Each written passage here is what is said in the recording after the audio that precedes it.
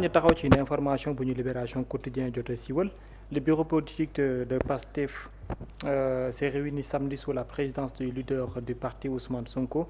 Libération bi joxe information bi dañuy informer que ne ci wàllu waxtaan boobu lay Ousmane Sonko am na lu bare lu jëm ci wàllum problème bi am ci diggante moom ak Diomaye jot na ko cité ci wàllum waxtaan boobu noonu mais d'après source information yi nga xam ne aussi wàcc na wooy le président de PASTEF mu ngi préparé benn lettre boo xam ne mu ngi ko fas yéene jébbal le président de la République pour wax ak moom par rapport ak les difficultés politiques yi nga xamante ni daanaka moom moo am ak tamit situation actuelle bi nga xam ne parti politique bi mu ngi koy souffrir nan nga jàngatee cette rencontre bi nga xamante ni boobee moom moo am diggante Sonko ak ñenn ci biir PASTEF mais surtout cette décision vouloir faire une lettre adressée au président de la République. Babacar li ma xam yëg ko mooy. waaw. ay nit ay kilifa diine. ay kilifa aada. waaw. ay patriote. ñëpp a ngi dox pour jàmm am te loolu yàlla def na ci saafara. waaw. def na ci saafara saafara. li ma lay wóor nag dina ko confirmer. mooy jàmm am na maintenant lii nga xam ne mooy épreuve bi ñu jógee. lu firndeel na jàmm am na. jàmm am na mooy démarche bi ñu jël. waaw. amatul kenn koo xam ne yaa ngi ko gis parce que bu jàmm amul woon. ñoom ñaar dañoo toog waxtaan wala. non xam nga loolu yëpp am na loo xam ne xam naa ko ci am na yoo xam ne xawma ko. li nga ci xam. li ma ci xam mooy awmaguma information ci niveau boobu. que ñoom ñaar toog nañu. sama information eggul foofu. mais xam naa ne ñi doon dox jàmm muy ay parlementaires. ay parlementaires. oui muy ay parlementaires muy membre de bureau politique muy ay kilifa diine muy kilifa aada muy ay mbokk laa la wax. ay mbokk. waaw sur le plan culturel. sur le plan ñëpp jóg nañu. te heureusement ñi jóg yëpp seen démarche yëpp réussir. li ñu wax mooy seen xel dal na. non ça a réussi. ma lay confirmer ne. waaw jàmm am na ñaari kilifa yi ils se sont accordés d'accord nañu liggéey nañu dépasser problème bi ba dugal réew mi ci jàmm parce que seen intérêt Sénégal la seen intérêt la ñoom ñaar moo tax y a pas eu de problème Babacar. waxtaan kay fu mu am fu ne problème am na. amoon na parce que nee naa la ñoom Abdourahmane Diouf ñoom Mimi Touré. ñoom ak waa Bennoo yi dañoo gasoon benn kàmb pour dugal ñu ci. mais waxtaan boobu nu mu demee ak nuñ ko sumbee. mais dafa yomb xam nga mu yomb mooy ay ñoo xam ne ñoo bokk bëgg-bëgg ñoo bokk yéene ay xarit lañu ay bokk parti tey seytaane mun na dugg seen biir mais bu ñu toogee ñu wax ak ñoom ay wax yoo xam ne gëm nañu intérêt Sénégal la parce que ñoom ñaar ñëpp ils étaient mus par l'intérêt du Sénégal Babacar dafay yomb. La crise c'était pas une crise bu garaaw boo xam ne dafa laal Pastef wala mu laal état. parce que non xam nga laalu état le plan vision Sénégal 2050 amul problème dénk na ko président premier ministre mu koy doxal le plan de redressement li nga xam ne nag mooy li nga xam ne mooy indi coono bi yépp mooy ñi nga xam ne ñoo saax alalu réew mi tey bëgg président Diomaye teggi tànkam. te nga sax maa ngi gis ma jàmbal. mais waxtaan bi ci ban sens lay dem carrément ma bàyyi lii wala ñu jàpp lii wala ñu doxalee nii wala ñu def nii lan la carrément. waxtaan bi pour déggoo xam nga déggoo. waaw tout le projet PASTEF. waaw dafa am lu ñu tënk ñoom ñëpp ci projet PASTEF muy idéal boo xam ne programme ñoo ko d'accord. waaw ñoom ñaar nañu delloowaat suñu programme boobu rek. maanaam ñu delluwaat ca. li ñu tënkoon ñëpp ne lii mooy suñu projet. ni nañ ko tëgg woon ci politique bàyyi président Ousmane Sonko. mu diriger ko. moo ko sa premier ministre. kaay yaay président de la République. am nga gouvernement bu lay liggéeyal. politiquement am nga un président de parti boo xam ne yàlla may na ko la légitimité dajale mbooloo mi yëpp autour de toi mun na dajale Sénégal ñëpp autour de toi nañ ci waxtaan loolu ñu waxtaane woon nañu wéyal loolu. loolu moo tax mu yomb. kon mën nañoo xaar kon coalition Diomaye bi Mimi di coordonné ñu dissoudre ko wala mu tëj. waaw foofu nag la sama kii eggagul. xëy na loolu primeur boo xam ne ñoom ñoo ko mën a génne. mais Diomaye am na lu mu d'accord. mais en principe Ousmane Sonko am na lu mu d'accord. waaw mais jubóo nañu Babacar. jubóo nañu maintenant quelles sont les conditions quels sont les critères loolu ñoom ñaar rek ñoo ko mën a génne mais képp ku la ci wax tamit xëy na fi ñu koy wax fekkewoo ko mais li ñu mën a rassurer li ñu nga xam ne rassurer nañu. ñi nga xam ne ñoo dox ils nous ont rassuré que tout est au point sotti na réglé na incha allah rabbi. d'accord kenn dootu fi dégg loo xam ne dina xajamal maintenant. li ëpp solo nag mooy. waaw tout tournera autour de Pastef. lan moo war a nekk kon taxawaayu Pastef. Pastef maintenant c'est des réglages politiques. boo xam ne Pastef mooy locomotive coalition bi la ligne politique Pastef moo koy def naka la koy defee day laaj waxtaan am na ci ñoo xam ne ils vont intégrer le Pastef. parti Pastef. am na ñoo xam ne ils vont rester dans la coalition maintenant ban démarche politique moom la ñuy adopté. loolu nag ce sera sous la direction de Pastef parce que nag Babacar mais coalition kañ c'est autour du parti majoritaire Benno Bokk Yaakaar c'était autour de l'APR coalition bu PDS ba c'était autour du PDS bu ñëw de parti majoritaire mooy nekk locomotive musoo gis. c'est autour de Pastef mais coordonné par Aminata Touré. non loolu moom Babacar dugguma dugg là je crée un contentieux xam nga nag ay mag yu waxtaan su ma man loolu xamatu maay wax déet maay wax waaw parce que su ma waxee rek di nga ma dugal ci loo xam ne mais xam naa daal. waay ce sera sous l'éclairage du parti Pastef. du parti Pastef mais lan moo war a nekk taxawaayu les militants ak tamit les sympathisants ak tamit les responsables du parti Pastef par rapport à cette situation envers le président de la République. seen taxawaay képp ku dugg ci diggante Diomaye ak diggante Diomaye ak Sonko jëm ko yàq ñu génne la parce que yow ñëwoo pour liggéey ñëwoo pour defar réew mi Babacar seetlu woon ne quand cette histoire là a eu lieu gisoo Sénégal ni mu taxawee gisoo comment les gens étaient meurtris xam nga ils étaient meurtris du ay situation économique et financière de parce que espoir bi ñu am ci président Diomaye président Ousmane Sonko. espoir boobu ne Sénégalais yi bëggul mu yàqu. Sénégalais yi dañoo gëm sa duo Sénégalais yi dañoo gëm sa couple Sénégalais yi ils ont compris que président Ousmane Sonko. Wow. Président Diomaye vous n'avez pas le droit de décevoir la seule déception des Sénégalais mooy yéen ñaar ngeen taxaliko donc sénégalais yi joxe nañu message ñoom Abdourahmane Diouf ñoom Mimi Touré ñeneen képp ku jéem a dugg ci diggante boobu sénégalais yi nañ la seppi teg la fële. d'accord loolu moo tax. mais Pastef tamit li ñuy gis tamit ci ñenn ñi ñu bare bari ñu ngi naan est-ce que tam war nañ mën a ësal le président de la République yenn attaques yi.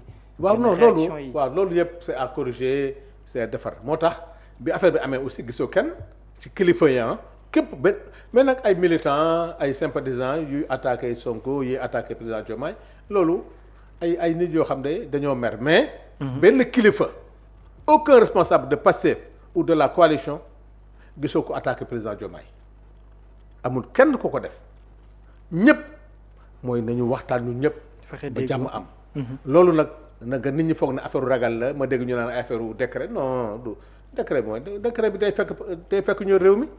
parce que si on perd c'est tout le monde qui perd lii bu échegoon muy président Diomaye di président Ousmane Sonko di ñëppay perte. d'accord donc du woon ñi ñooy sauver.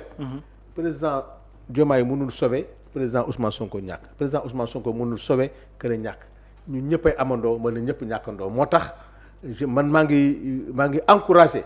la démarche bi nga xam ne moom na responsable directeur général PCA militant ñëpp député. ñëpp am ko ba lii yàlla mayu tey sutur la. d'accord alors doyen Sano ñu wax également ci beneen démb Cheikh Ba génn na le président de l'Union des magistrats du Sénégal par rapport ak li ñu jàpp ne attaque nag bu ñu ko waxee jëm ci wàllum juge moom kenn dañuy xalaat le président de Pastef nan nga gisee tontu bi nga xam ne indi na ko ak li mu jàpp ne lépp buy ñëw am na nu ñu koy jëlee philosophiquement ak lucidité et tout mais yenn yi am nañ bu baax aussi nan lañ ciy demee. mais man j'ai vu un président de l'UMS très responsable. très serein. nit ñi dañoo foog na bu génnee day ñëw di tontu wala mais dafa expliquer dafa accepter Sénégalais yi. waay critique yi nga xam ne war nañ ko am critique objective la wax war nañ ko am ci magistrature mais critique bi daf ko accepté xam nga da nga ko accepté dafa wane raison yu tax nit ñi seen ñaxtu mu légitime mais nag wax na lu tax yéexaay bi muy jox le nombre. boo xoolee population sénégalaise 546 magistrats sur 18 millions. 18 millions sénégalais greffiers. dossier. waaw dossier bu nekk. très volumineux. très volumineux ci ngay comprendre que ne moom d'accord na ñaxtu bi de mais ñaxtu bi li tax mu yéex lii la donc moom bañul que ne sénégalais yi légitimement ñu am seen ñaxtu. waaw par rapport à la lenteur des dossiers. wane na aussi dossiers yi dossiers politiques yi rek ñoo sonal nit ñi. mais nag le Sénégalais yi comprendre que ne tey prison yi tax mu fees parce que les gens n'ont pas voulu construire des prisons tey dossiers yi lenteur yi am waaw gis nga sax pôle financier waaw pôle judiciaire financier gis nga tey six personnes lañu 6 personnes waaye ak njombe yi fi Macky Sall def ak régime am kenn attanu ko ma ne la boo doon am 100 magistrats sax njombe yi gars yi def ci réew mi heureusement sax li tax mu oyof sax mooy parce que là bu ñu delluwaatee ci dagguma la mais bu dee statistique affaires correctionnelles de l'année 2025 du 1er janvier au 31 octobre la janvier nombre de décisions rendues 38 la février 28 mars 61 avril 69 mai 47 juin 43 juillet 51 dossiers rendus août 28 septembre 28 octobre 46 ça fait au total depuis janvier ba octobre ñu ngi ci 439 décisions nombre de décisions rendues par li nga xam ne moo di décision de justice fii ci biir Sénégal bu fekkente ni classification en fonction de la nature des infractions la nature infraction yi ci ëpp par rapport au classement boobu donc mën nañu ko lim bu dee nombre de décisions rendues la 439 la dont 5 de simple police nombre de décisions disponibles 399 la nombre de décisions en instance de signature 40 moom la nekk. xam nga moom li mu ko justifié. waay mooy manque de ressources humaines. waaw y a que 35 magistrats par an. Maintenant est-ce que dañoo war a yokk le budget wax na ko est-ce que dañoo war a yokk le budget. du ministère. loolu mun naa ko d'accord ak ñoom. beneen question maintenant comme que il a renvoyé la balle au niveau des politiques.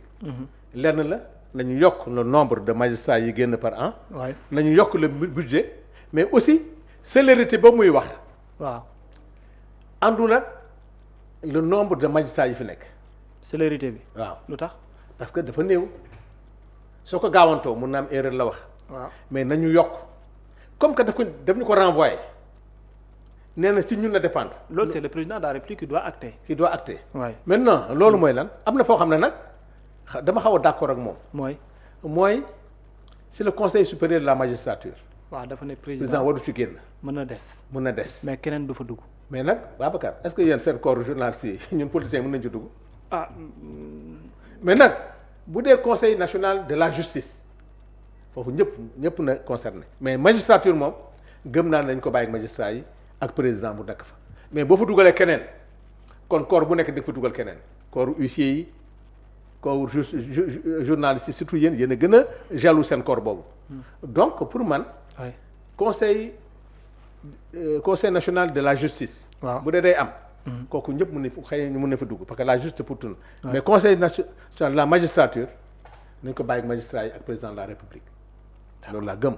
maintenant le parquet foofu mun nañ ko xool nañ ko defaraat le juge des libertés effectivement loolu ñëpp ci d'accord mais nag la construction des prisons mais mooy lii Alioune Tine dégg muy wax c'est-à-dire d'autres alternatives parce que gis nga la politique pénale doit être dissuasive ni ñu koy defee nii di koy def peut-être que ni ñu koy rendre nii ak les bracelets yu mel noonu parce que mu ngi jafe rek ci bu dee politiciens yi te Babacar gis nga réew mi yëpp waaw Babacar nañ ko wax li sonal suñu magistrats yi xam mooy lan mooy le problème des hommes politiques Babacar les hommes des problèmes politiques ce n'est plus le problème des droits de l'homme parce que fii jàppatuñu kenn ndax ay problème politique politicien ñi fii jàpp yëpp mooy ñuy saaga ci plateau yi te duñu ay journalistes ñooñu la mais Babacar le problème fondamental de ce pays mooy la reddition des comptes gars yi dañoo tojee alalu réew mi bëgg ñu baal leen d'accord bëgg a songu président Diomaye naan ko réew mi dafa tàng réew mi tàngul réew mi dara amu fi jàmm am ci réew mi na gars yi delloo xaalisu réew mi bu ñu bëggee jàmm mais jàmm du am ci réew mi tant que delloo wuñu xaalis bi bu dee nag loolu mooy ñàkk jàmm bi dañuy nax président Diomaye réew mi dal na de Babacar nit ñaa ngi solu di dem di dégg di ñëw institution yëpp nga fonctionner. tout est stable. tout est stable ce qui n'est pas stable mooy ñoom Madiambal bi daw di bëgg a taal ci réew mi di ñuy wax ay djihadiste ak di ñuy wax ay problème mu arme ak yooyu yëpp mooy di chercher ay problème mu yooyu. Babacar président Diomaye je vous assure que ce pays. avec le président Ousmane Sonko je vous assure que le pays dina jaar ci yoon. na am confiance ci premier ministre comme am na ko dañuy seytaane yow bëggoon dugg ci biir rek heureusement que leur crime n'a pas été parfait gis nañ ko. ñoom sax dañoo yàkkamti moo tax gars yi c'est 300 maires on est ñu ngi ci auditu mairie yi boobu nag beneen information la moo lay jox. maire yi daw yëpp. ne bataaxal bi gars yi bi audit bi la de. audit bi ñu def ci mairie yi bi dem loolu moo tax yenn maire yi naan ñu ngi daw naan du dugg ci coalition bi. dugg ci coalition Diomaye du tax nga rëcc de. oui mais ndax la gisoo tamit ne cette justice sénégalaise là lu jëm ci wàllum réforme yi ñu fi doon annoncé tam bari na lool lu mu laaj doyen Sano lu ñu war a mën a tegaat sur la table. hormis tamit li mu wax ne justice sénégalaise dafa submergé wu. dafa submergé wu parce que la réforme de la justice nit ñi comprendre lu tax mu yéex. waaw dafa laaj beaucoup de moyens. des moyens il s'agit pas de faire des réformes. des moyens financiers. moyens financiers yi la. d'accord Babacar ça demande des moyens parce que. dans le cadre de la réforme de la justice nit ñi dañoo foog ne rek da ngay ñëw changer des textes non le changement des textes dafa ànd ak des moyens financiers dafa ànd ak des moyens yoo xam ne ay moyens financiers sax mooy des ressources humaines de qualité loolu Babacar mooy problème fondamental bi. d'accord réforme de la justice c'est pas le changement des textes tey ci loi des finances bi. am na lu bëri lu ñu ci dugal moo tax dina accompagner quelques réformes mais tey boo ko bëggoon appliquer en 2025 avec la crise financière là doo dem. tu vas créer des textes mais après tu vas te confronter c'est comme quand tu recrutes des enseignants ak te amoo loo leen fay c'est comme quand tu augmentes les bourses des étudiants te amoo loo leen fay. c'est que dafa ànd ak la loi des finances 2026 mooy accompagner la réforme bi am ci justice bi. on ne pourra pas tout faire en 2026 mais y aura ce qu'on fera mais nii dañoo foogoon ne réforme bi rek li ko yéexal. mooy l'application mais l'application avec des incidences financières.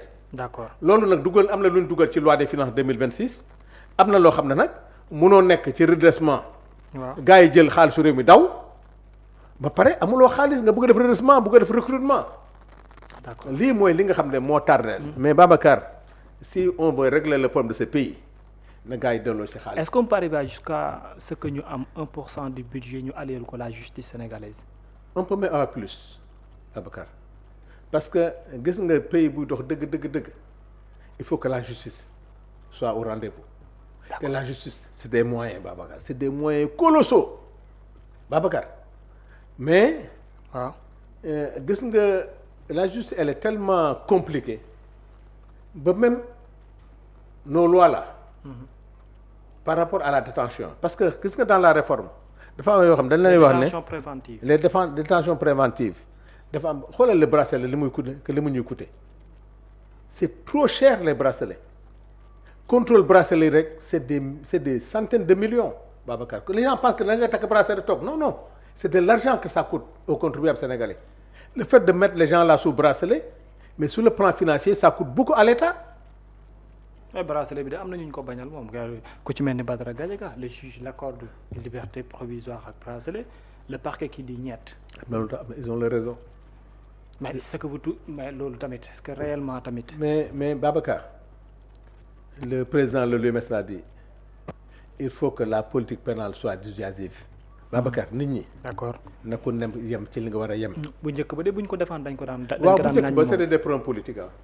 bii nag. non bii. c'est des problèmes financiers. non le fait que ab juge de nangam parquet